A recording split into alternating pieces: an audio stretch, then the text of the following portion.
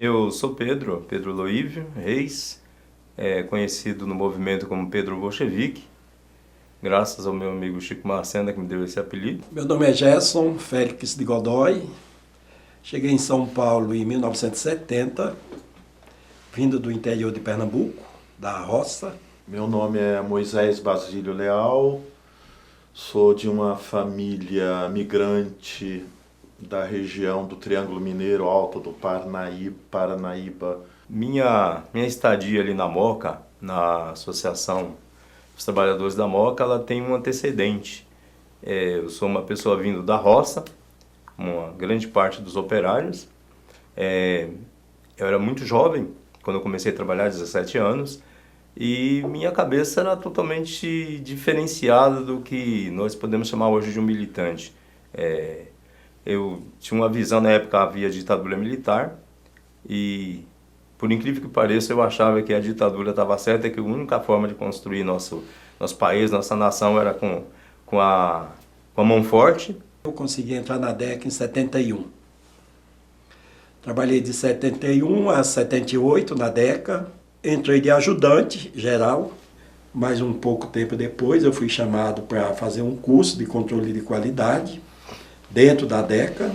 Fiz esse curso, depois fui promovido e fui ser inspetor de qualidade, né? E o meu primeiro contato com a oposição sindical metalúrgica, de forma assim mais concreta, foi em 1979, durante as greves, durante a greve dos 83%. E aí eu fui estudar, fui trabalhar na indústria SICAP, estudar à noite no Colégio José de Anchieta e ao sábado o dia inteiro, primeiro à noite, depois o sábado o dia inteiro lá no Senai, Humberto Reis Costa, lá na Vila Alpina. Em 85, um rapaz que trabalhava na Pado fala: não, Gerson, lá eu trabalho numa empresa agora e está precisando do inspetor. Eu lembrei de você e vim te convidar para ir lá fazer um teste. Faço um teste, era a SICAP. Eu, muito jovem, sem entender absolutamente nada do que era uma greve, patrões, empregado e tal, eu acabei liderando essa greve lá na firma, foi um dos ponta de lança da greve na SICAP. E fui tendo contato com a cultura de luta dos trabalhadores e fui descobrindo um outro mundo que eu não conhecia. E aí minhas ideias foram mudando e eu fui me adentrando mais no processo de luta e a partir daí, né, junto com outros militantes, a gente foi conhecer depois o movimento de oposição metalúrgica de São Paulo. Eu participava de grupo de jovens da Igreja Católica, da Pastoral da Juventude. Naquele momento, a igreja tinha um compromisso muito forte com a luta operária. E lembro assim que a gente soube que ia ter uma assembleia do sindicato no domingo e que o pessoal estava se organizando, fazendo as faixas e pediu ajuda pra gente. Eu morava naquela época na Vila Santa Clara, né? Um domingo à noite fui lá para o salão da igreja São Rafael na Moca, né? E tive a surpresa de conhecer o Vitor Gianotti, né? Nós que éramos jovens, o Vitor Gianotti no auge da sua energia, né? Soltando energia para tudo quanto é lado, seus palavrões, né? Aquela greve foi uma greve que teve vários desdobramentos, a gente ajudou, né? Essa coisa de ir para as portas de fábrica, organizar a greve, dar apoio nas assembleias do sindicato, e foi a greve que o Santo foi assassinado, Santo Dias da Silva também. É a partir da SICAP que tem uma virada assim, dessa questão da compreensão do mundo operário, né? Porque a gente era um operário, um trabalhador que tinha que trabalhar, ganhar dinheiro. E aí aquele momento foi uma relação no ano de 79, uma relação muito forte já com esse lado das lutas das fábricas, da luta sindical via Moca. Nós tínhamos um grupo de jovens numa igreja chamada Nossa Senhora do Pilar, e esse grupo ali a gente também tinha um grupo de pastoral operária com o João Araújo. Com o contato com a oposição, a gente começou a organizar atividades ali naquele corredores de fábrica, que a Vila Ema Ali você tinha um conjunto grande de fábricas. Quais atividades? Distribuição do jornal Luta Sindical, de boletins de fábrica. A gente começava a fazer os contatos. Na Associação dos Trabalhadores da Moca não era apenas o movimento operário das fábricas, havia uma efervescência que ia do trabalho operário, da oposição, a lutas mais gerais dos trabalhadores por transporte, saúde, a questão da criança e do adolescente, tudo rolava por lá, era uma efervescência de movimentos. Eu fui me aproximando da pastoral operária e fui muito bem aceito lá na pastoral operária, lá no centro da cidade, e aí dali para cá foi muitas lutas, muitas pancadas, mas foi um processo e que me ajudou muito, porque eu era, quando comecei, com 17 anos, eu seria hoje uma pessoa de direita sem saber que é direita, sem saber o que é direita, né?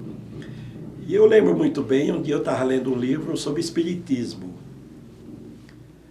O camarada Pedro Bolchevique me questiona sobre aquele livro, né? Ele pergunta se eu gostaria de ler outros assuntos. Eu, sim.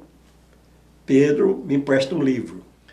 E a partir desse contato com Pedro, eu começo a ter contato com outras pessoas e outras leituras também.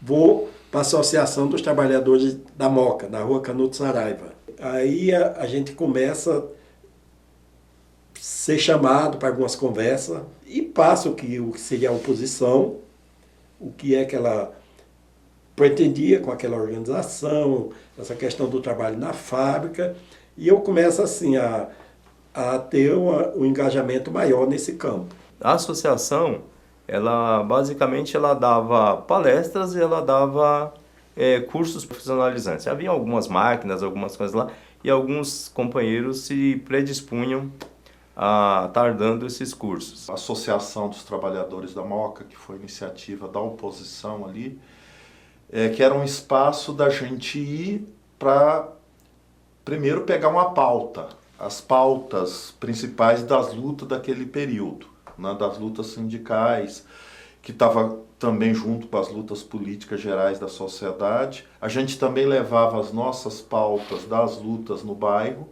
e ali tinha uma discussão e fazia-se os encaminhamentos.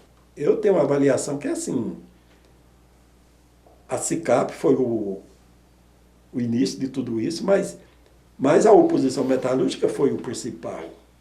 Se não existisse a oposição metalúrgica ali dentro, não sei, não dá para ficar fazendo previsão de o que seria, né? Porque desde muito cedo eu sempre tive não sei se seria uma revolta ou uma visão diferente das coisas, né? Nunca aceitei muito ser comandado ou ter um chefe, né?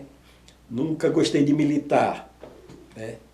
Então já tinha essa coisa faltava clarear isso, por quê, né?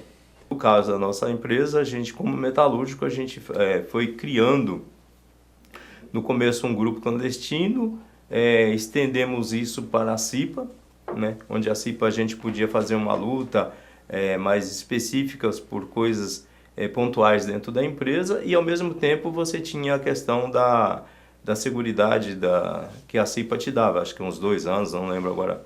O período que você era cipeiro, você tinha a sua estabilidade, e um pouco depois a lei te permitia não ser demitido e tal. Então usávamos essas estratégias, um grupo clandestino, porque a repressão era muito difícil, era pontual, e também a CIPA, e aí nós íamos alargando o trabalho junto com o operário, na questão da consciência, na questão da organicidade dentro da fábrica.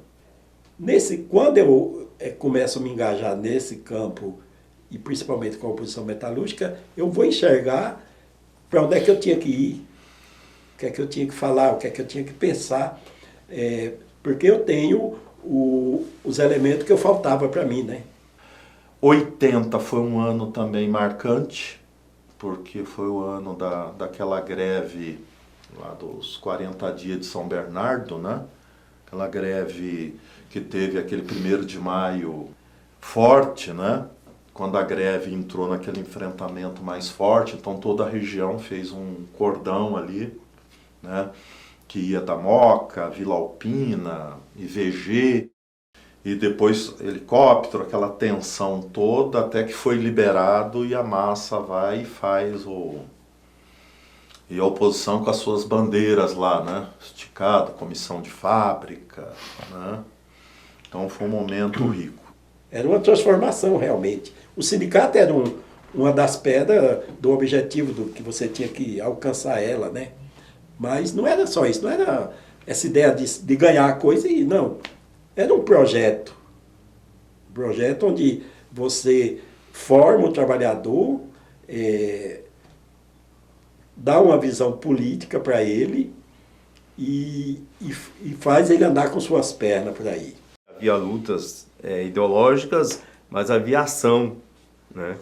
E a importância da oposição, um conglomerado de companheiras e companheiros muito importantes dentro daquele processo que foi os anos 60, final dos anos 60, 70, 80, e no disseminar da luta com um viés de classe, marcando o viés de classe, dentro de uma sociedade brasileira que naquele tempo ainda era meio semi-analfabeta. Mas as pessoas ouviam, a gente podia falar com um operário, com uma dona de casa, com alguém numa feira, trabalhar algumas questões, e as pessoas ouviam e sentiam a relação, talvez não com a clareza da sociologia, mas sentiam a questão da classe sobre si.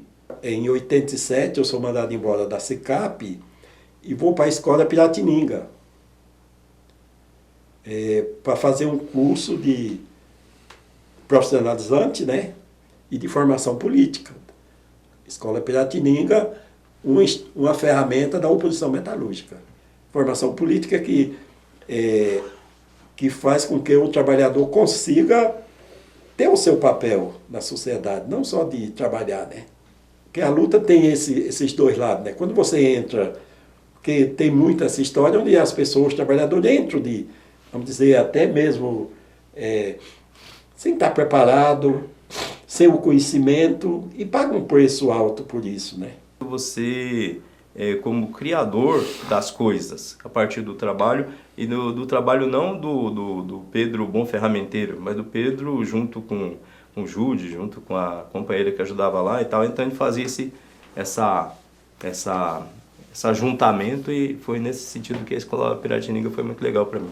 Fica sempre aquela lição que a gente aprendeu lá na oposição, a importância da organização de base, da organização no local de trabalho, como um motor da organização da classe operária, né?